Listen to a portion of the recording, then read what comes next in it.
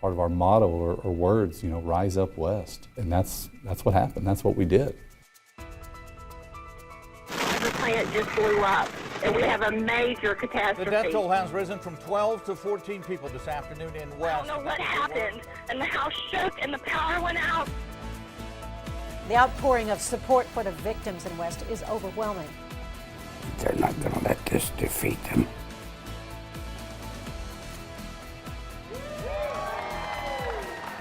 Here we are, we're stronger and better than before. If you would have seen this area after the explosion, you would be amazed because it was in shambles. Our community is strong, moving forward. We're better now, and we'd like people to see what we've become. The memories of the fertilizer plant explosion of April 17th, 2013 are forever etched in the minds of everyone here in West. This is the site of that deadly blast. Since that day 5 years ago, the city has slowly been healing, and over time, a rebirth has taken place. Despite their losses, together, the city and the community are moving forward. I'm Taylor Durden. Join us as we take a look at how the people who call this small community home have slowly and lovingly been rebuilding West. Everybody chipped in and helped. They helped their neighbor, they helped their family. We've hit rock bottom, and now all you can do is look up. They persevered, they rose up to the occasion. Strongest, resilient people that I know on this planet. West is really better than before. It has brought some closer because, you know, we were all in the same boat. It didn't matter if you had this house or that house. You lost it if you were in, you know, certain areas. Everybody goes on about their own lives every day, but when something happens, we all band together. I think our faith has gotten even stronger. They pulled up their boots by the straps and started moving forward. In many ways, our community is stronger than before all this happened. The explosion not only shook this small Central Texas town to its core, the blast was felt by residents of neighboring communities miles away. This is an area near Ground Zero. Hundreds of homes in this neighborhood were destroyed. This street you couldn't even drive on. Recently, I drove around town with West Mayor Tommy Mushka to talk about how the city has risen from the ashes. You have little bitty reminders that of the magnitude of that explosion. As Mayor Tommy Mushka drives through town, it's hard for him to not see the reminders of April 17th. Every once in a while, you'll still see one of those check marks or okay. Marks on hundreds of homes, showing people had searched them and no one was inside. It's been a journey. You know, it's been a spiritual journey. It's been a physical journey, a mental, emotional journey to see where we were and where we've come. Mushka lost his house in the explosion, like hundreds of his friends and neighbors. It was completely destroyed. We had to rebuild it. There were a lot of questions around that time about rebuilding, but Mushka didn't hesitate to start building. For me as a mayor to be the leader of the community and have my home back showed them that I had the confidence to rebuild my home and that they should too. And many of them followed suit. And they stayed in West, mainly because they loved West. Of the 120 homes that were demolished, 118 are now standing again. This is their home. A home that now has a place for kids to play again too, at West City Park, also known as Parker's Park. This is a place that's had a complete recovery. We're back exactly like we were, a little bit better than we were pre-explosion. After the explosion, this is what the park looked like. It was in shambles. There wasn't anything, the whole place was level. Parker Pachowski, the son of Joey Pachowski, who died in the blast, wanted a place for kids to play. So he and his family started raising money to build the park. And now, with a firefighter theme honoring the first responders who died, kids can be kids again. I said when this thing started, this was a marathon, not a sprint. And come this April, I'm going to be able to tell the people that the marathon is pretty much over. This new water tower was made possible by state and federal funding to help the city with the rebuilding process. The mayor says it's just another sign that the city is bouncing back. Now, this is where the nursing home used to be. It took mere seconds for the explosion to level it to the ground. It's taken years for West residents to return after being relocated to different facilities. Today, many of those residents live just a block away from where this building once stood. Bit by bit, the people at West Rest Haven have gotten used to their new surroundings. We try to make it feel more like home to them. Hi, Miss Detterman. Hi, Carla. Roseanne Morris is happy to show off the new nursing home for the residents in West. This facility is a lot bigger than the other one. The old one destroyed in the blast. All of the residents forced to move elsewhere. Other nursing facilities took them in as their residents. And even then, Morris still checked in on them. A lot of them would say, when are y'all going to open? We want to come back home. Or we would visit them and they'd say, are you here to take us home? And we'd said, not yet. We're going to be open as soon as we can. Finally, after 2 years away, they opened their doors and welcomed everyone back home in August of 2015. To see that first person come back in was just awesome. I mean, we just really, we all cried, I think. And while they've moved spaces, they wanted to make sure they kept a piece of history with them. We wanted to save something from the old building if we could. And they did. The steeple was from our old facility. They saved it.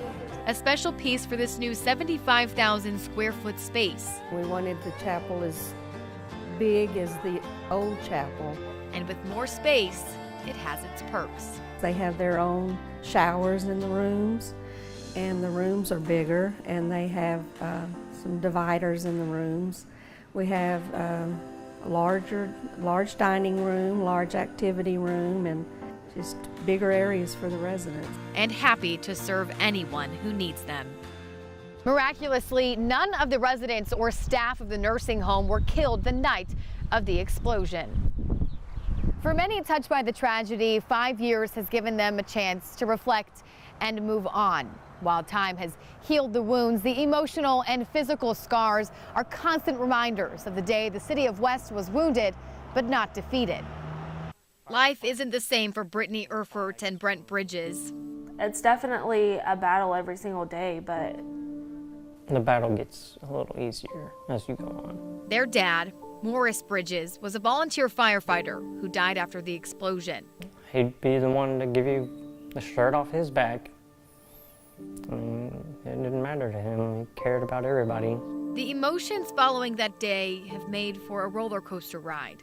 You kind of get used to a new normal. yeah, just going through the motions and trying to just cope with the fact that our dad's not here anymore. It's taken them a while to get used to what life is like now, and they're not the only ones. Lynette and Kinley Draper were outside when the blast happened.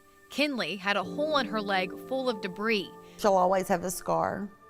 It's not just the physical scars, it's the emotional ones too. If you drop like a textbook or anything, I'll like jump and I'll get shaky. We will never go watch fireworks again. Loud noises remind them of the blast. If I have to stop and think about everything, I cry. It's overwhelming.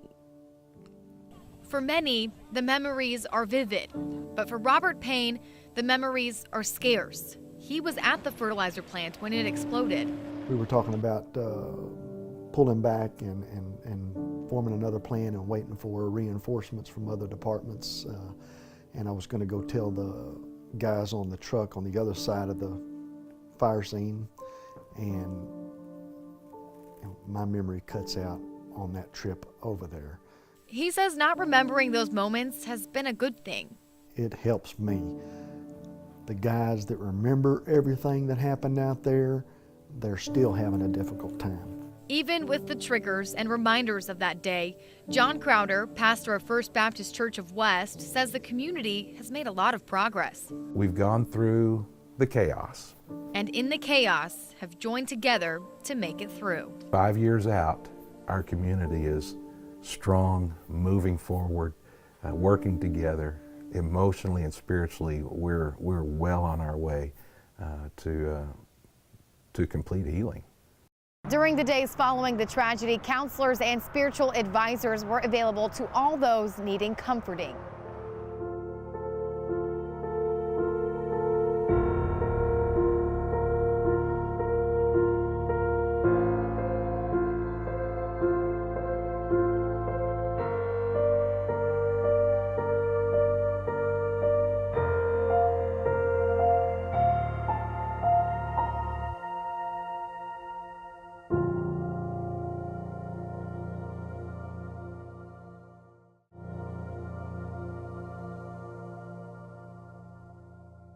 After the explosion, this is where West ISD students were set up in portable buildings. But as you can see, they're no longer here. The last one left about a week ago. Now middle and high school students have a new place to learn.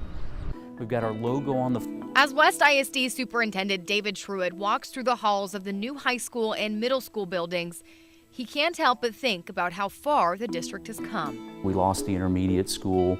It actually burned after the explosion. We lost the middle school, and of course we lost the high school. The explosion forced students and teachers into new spaces, first going to Connolly ISD, then moving into what they called Portable City for 3 years while the schools were rebuilt. It's a time math teacher Aaron Wernette experienced with the students.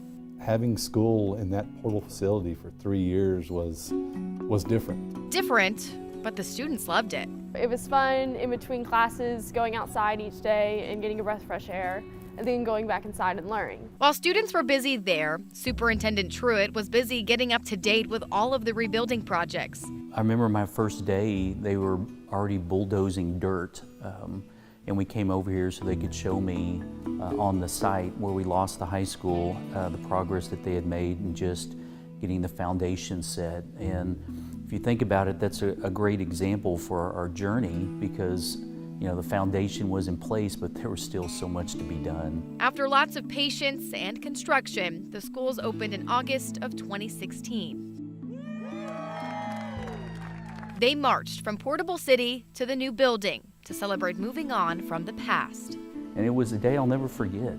And I don't think our kids will forget it either. Now, students pack the halls in the 77 classrooms in this 192,000 square foot building. The cafeteria sits in the middle of the two schools with the arena. Rise Up West, and that's what happened. That's what we did. Wernette has been a math teacher in West for 21 years. West had given so much to me when I was young, and I wanted to be able to give back to the community, and that was my way. He says the new building has opened the doors for more opportunities. The kids are going to have a really top-notch education coming out of this. Things like STEM. 5 years ago, we never even knew what STEM was. We were solely based on ag. Now we can do engineering, and we can do medical stuff, and we can know which way we want to go during college. The middle school and high school buildings aren't the only facilities new to West. They also have a new softball and baseball complex, and a new football field should be finished in August.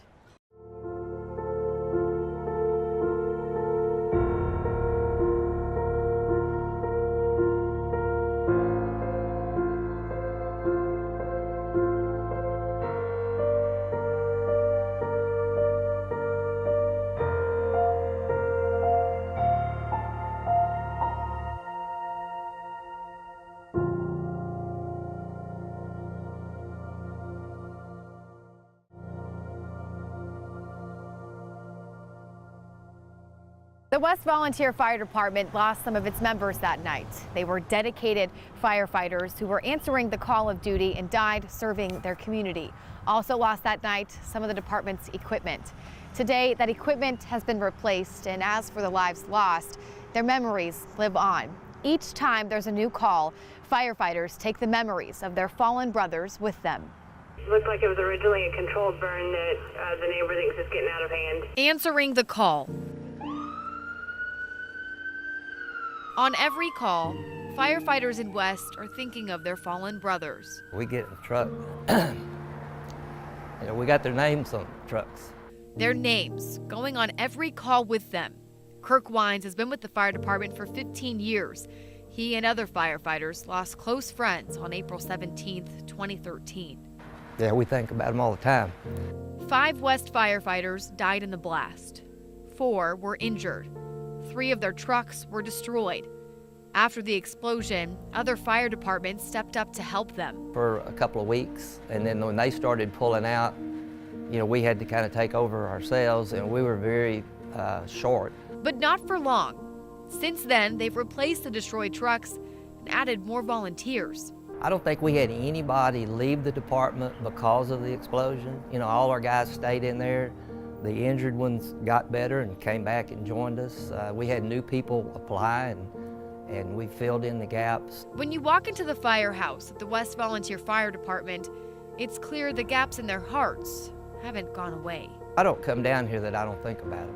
They have memorials around the station, both outside and inside. We have always been supportive of each other. We continue to be supportive of each other. We just try to make it day by day. Day by day, waiting for the next call. About a year after the explosion, the firefighters who sacrificed their lives to protect their community were honored at a statewide memorial. Their names are also etched at a monument outside the Texas State Capitol in Austin.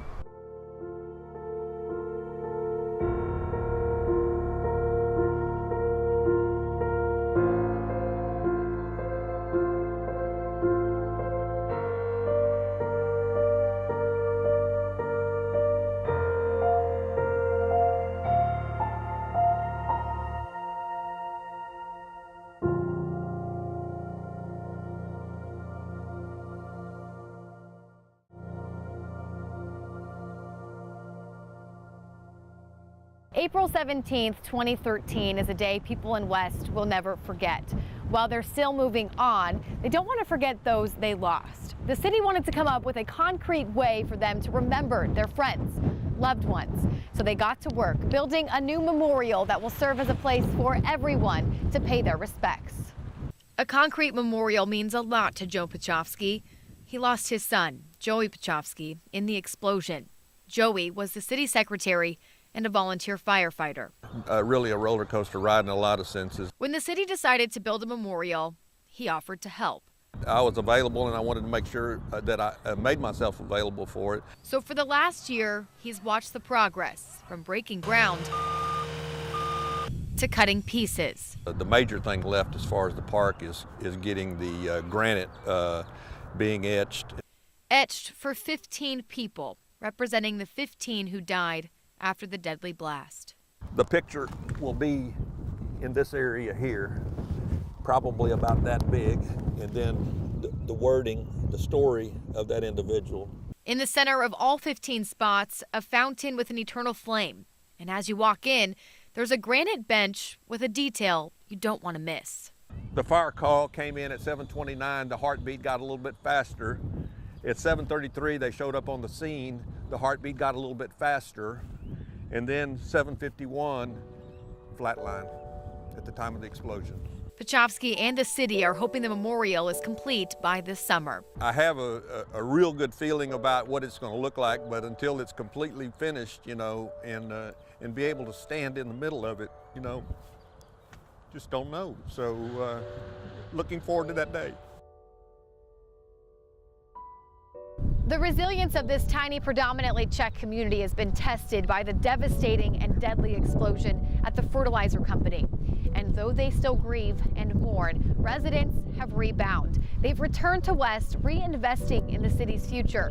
And for the last 5 years, they've been rebuilding West by making it a stronger city that's moving forward while honoring the memories of the past. Let's now take a moment to remember the 15 people who died.